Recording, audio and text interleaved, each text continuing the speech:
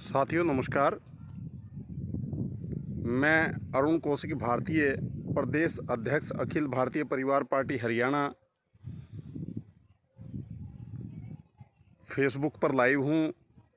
जैसा कि मैंने आपको समय दिया था कि मैं 1 से 2 के बीच लाइव आऊँगा, किसी कारणवश मैं लेट हो गया तो उसके लिए क्षमा चाहूँगा। साथियों, आज जिस विषय पर मैं बात करना चाहता हूँ वो एक बहुत ही गंभीर मुद्दा है, देश से जुड़ा हुआ एक अहम मुद्दा है। आज आप जानते हैं कि भारतवर्ष की 80% आबादी, 70 से 80% के बीच की आबादी खेती से जुड़ी हुई है और उसके विषय में खेती पे आधारित जब इतनी भारी आबादी जिस देश की हो तो वो देश कृषि प्रधान देश कहलाता है। लेकिन उस कृषि प्रधान देश में किसानों के साथ कैसा व्यवहार होता है, किसानों की कैसी दुर्दशा होती है, वो आपने देख ही लिया है। किसानों के ऊपर डंडे चलाए जाते हैं, लठ बरसाए जाते हैं। निर्दोष किसानों पर जब वो अपने हक के लिए लड़ते हैं तो उनके साथ दुर्व्यवहार किया जाता है। लेकिन मीडिया वो चीज़ें ना दिखा के, मीडिया भी केवल और केवल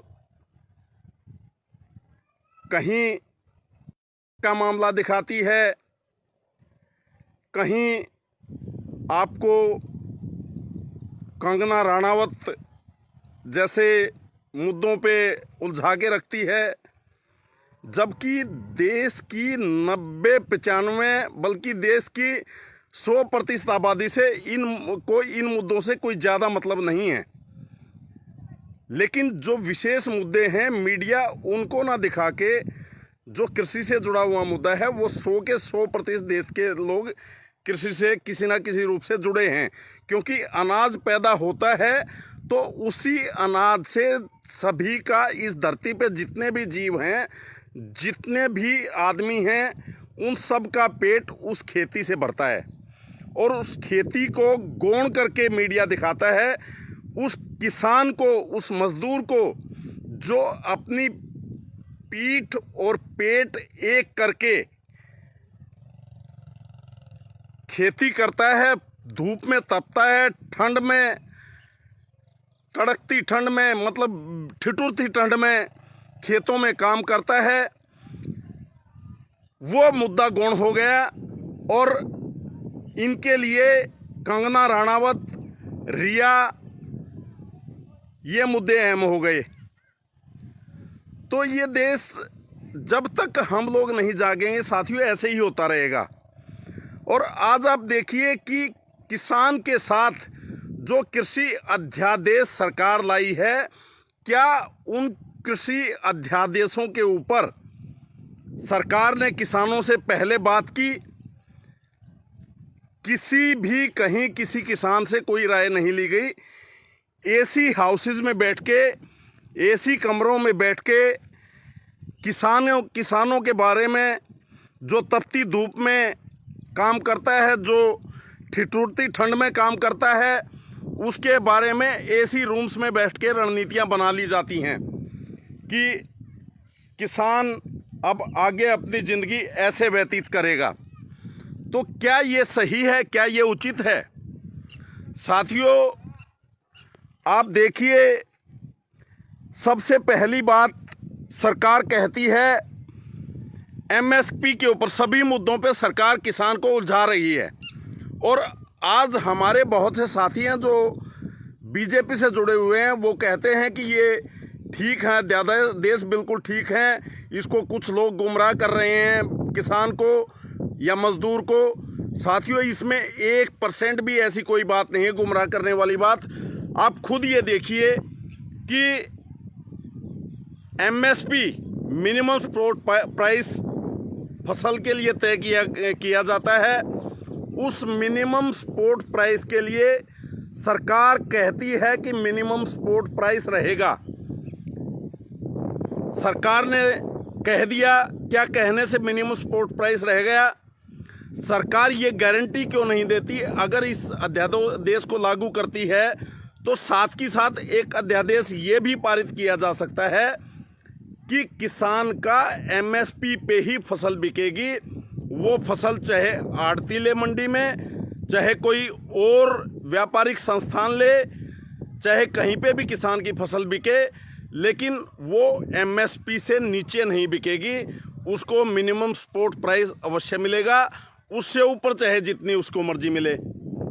और जब इंडस्ट्रियलिस्ट अपनी फसल के रेट खुद ना, इंडस्ट्रियलिस्ट अपने उत्पाद के रेट स्वयं तय कर सकते हैं, तो किसान को ये राहत क्यों नहीं दी जाती कि किसान एमएसपी तो उसका तय कर दिया जाए सरकार की तरफ से कि मिनिमम सपोर्ट प्राइस ये रहेगा, लेकिन किसान अपना मूल्य खुद तय करे कि उसने अपनी फसल किस रेट में, अपना उत्पाद किस रेट में बेचना है।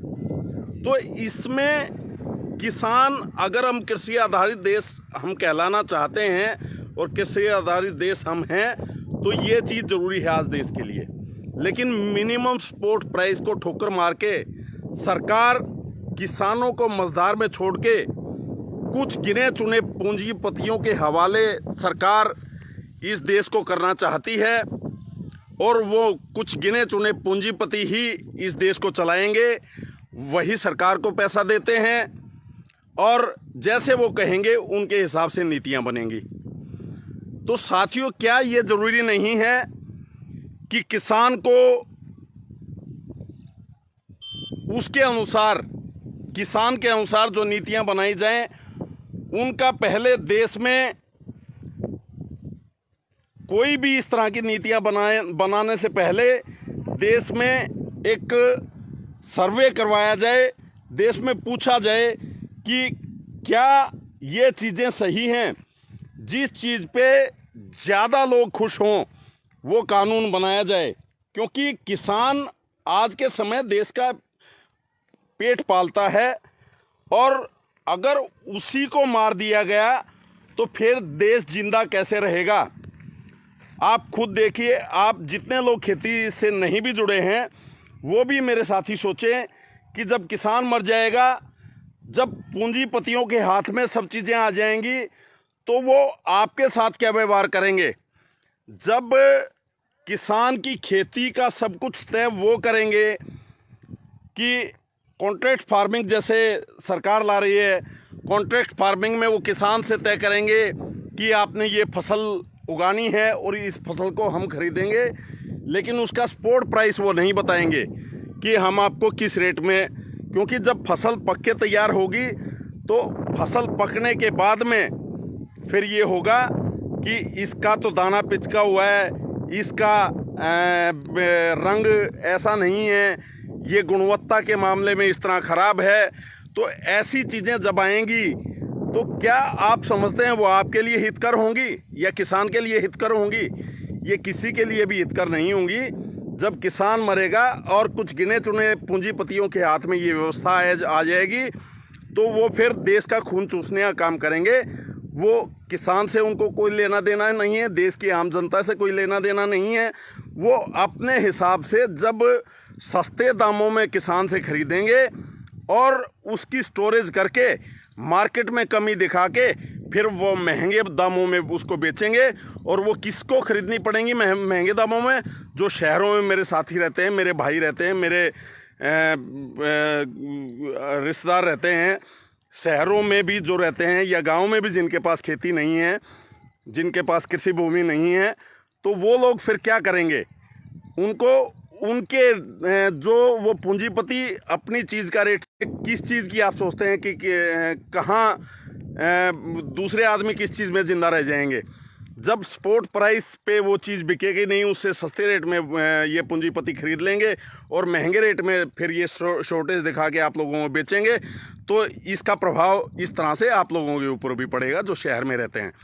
तो ये बातें बहुत सोच समझ के हम लोगों को निर्णय लेना चाहिए, और किसी भी तरह अंधे होके किसी चीज़ का किसी पार्टी से बन के समर्थन नहीं करना चाहिए।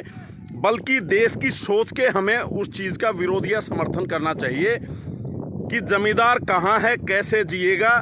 जब जमींदार जिंदा रहेगा तो बाकी देश भी जिंदा रहेगा। जब जमींदार जिंदा रहेगा, उसका पेट पलेगा, तो वो बाकी देश का पेट पालेगा। और एक बात आप ये देखिए, जब कॉन्ट्रैक्ट फार्मिंग होगी, उस कॉन्ट्रैक्ट फार्मिंग में सारी की सारी चीज़ें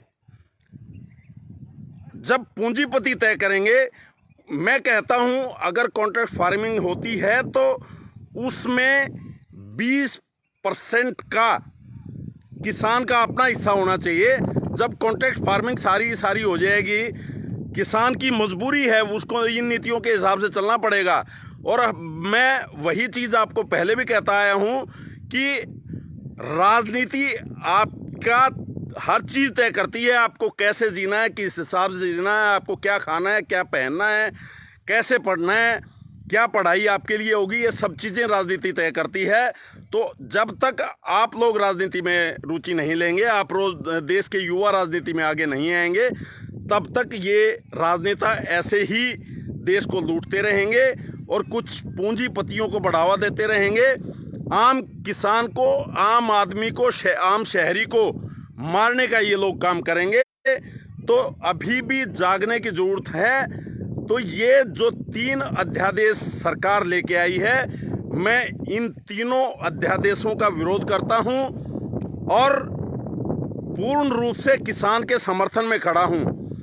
आप लोगों को भी जरूरत है कि किसी भी माध्यम से आप किसान की सपोर्ट जैसे भी कर सकते हैं, खेती की सपोर्ट जैसे भी कर सकते हैं, आपको करनी चाहिए। और आप लोगों, शहरी लोगों को भी इसमें आगे आना चाहिए, क्योंकि वो चीज़ आपके जीवन को भी प्रभावित करेगी। तो हमें बाकी सब चीज़ों से ऊपर उठ के देश के विषय में सोचना चाहिए और देश के विषय में ये चीज़ें देखनी चाहिए कि देश कैसे आगे बढ़ेगा।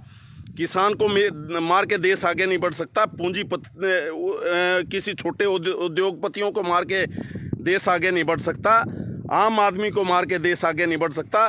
देश आगे बढ़ेगा तो जब चहुमुखी विकास होगा, जिसमें किसान का विकास भी होगा, मजदूर का विकास भी होगा, छोटे मोटे दुकानदारों का विकास भी होगा, जो छोटे मोटे उद्योगपति हैं उनका भी विकास होगा, मध्यम वर्गीय उद्योगपतियों का भी विकास होगा।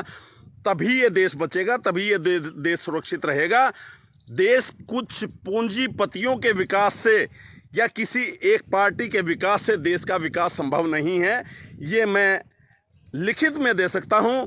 अगर कोई साथी इस विषय पे, कोई भी भारतीय जनता पार्टी से जुड़ा हुआ जो भी साथी है, वो अगर इन अध्यादेशों पे किसी भी तरह से मुझसे बहस करना चाहता है, मैं बिल्कुल ओपन मंच पे मीडिया के सामने बहस करने को तैयार हूं। और ये मुद्दे बिल्कुल किसान के, देश के आम आदमी को मारने वाले मुद्दे हैं। और ये अध्यादेश बिल्कुल इस देश की पेट को, मतलब आम आदमी के, गरीब के, मजदूर के, किसान के पेट पे लात मारने वाले ये मुद्दे हैं। और इन तीनों अध्यादेशों को सरकार को पुनः विचार करना चाहिए और दोबारा विचार करके इन पे दोबारा सोच के, दोबारा से किसान के हित को सोचते हुए, आम आदमी के हित को सोचते हुए, आम शहरी के हित को सोचते हुए इन कानूनों को नए सिरे से विचार करके फिर से आगे लाना चाहिए। तो यही चीज़ें मैं कहना चाहता था। और एक और बात है, जो आवश्यक वस्तु अधिनियम है, उस आवश्यक वस्तु अधिनियम में भी आप देखें अभी जो इन्होंने पास किया है, उसमें प्याज है, टमाटर है, दाल है, गेहूं है। ये आवश्यक वस्तु नहीं है, सरकार की नज़र में ये आवश्यक वस्तु नहीं है, जबकि देश के आदमियों का पेट इन चीज़ों से पलता है। देश के आम आदमी का पेट इन चीज़ों से पलता है। जब आदमी रोटी खाता है तो उसका पेट भरता है और वो अपना जीवन यापन करता है, अपने दिन में मेहनत करने के लिए उसके पास एनर्जी आती है। लेकिन इन चीज़ों को सरकार आवश्यक वस्तु अधिनियम से बाहर करके क्या दिखाना चाहती है, क्या करना चाहती है।